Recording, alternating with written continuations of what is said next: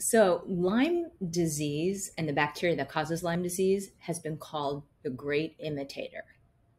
And syphilis used to be called that as well. And both diseases are caused by a spirochetal bacteria. And one of the hallmarks of this type of bacteria is it can manifest in different ways in different people. So with Lyme disease, there's sometimes classic manifestations. Sometimes people have joint pain, some fatigue, and they feel mildly flu-like when they initially get bit by the tick and get the spirochete in their system. But other people, it goes right to the nervous system, and their effects are much more neurological. They may actually have, they can think they've had a stroke.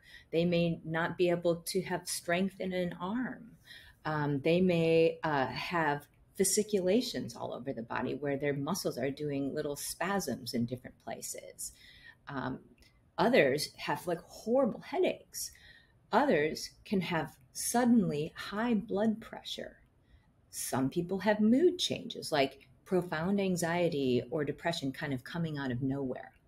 So really, when someone presents to a doctor with new onset symptoms that's so far have been difficult to figure out, it's something a doctor should always keep in mind because the bacteria can manifest in different ways in different people.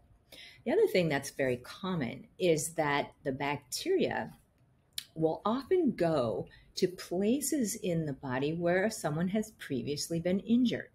So if someone has previously injured a knee, it might go to the knee. If they've injured their back, it might go to the back. Same with the neck. If someone has chronic muscular tension patterns and holding kind of locked into the fascia in the muscles, the bacteria will often go to those locations. If someone's experienced head trauma, the spirochetes may go to the brain. So it's that's also a clue, and you need to be thinking about Lyme disease in all of those cases, but knowing the person's history can be very, very helpful. So anyway, of course, I often ask, do you have pets? Do you hike outdoors? Do you spend time camping in nature? Do you live in an area that's endemic for ticks? Have you found a tick on you? Have you ever gotten a bullseye rash?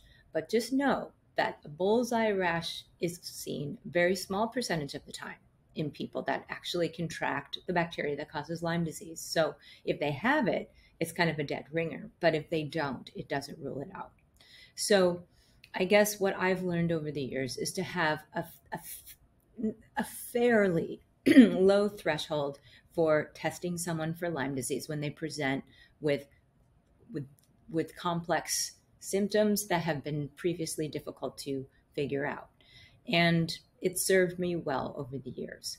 I'm now, as I've mentioned in previous videos, a fan of T-cell testing. It is, I feel like, a game changer because what we're looking at is a T-cell response to antigens found on Borrelia or antigens found on the other bacterial co-infections, and looking at how the T-cell responds to those antigens.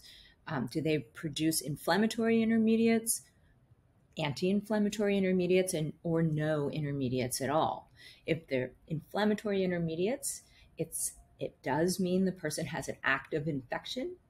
If they produce anti-inflammatory intermediates, it means that someone used to have an infection, but not anymore.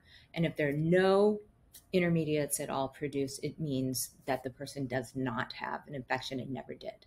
So it's very helpful to distinguish. Sometimes antibody testing can lead you astray. So this has been a great development in the diagnosis of Lyme disease and can guide therapy. I hope that helps.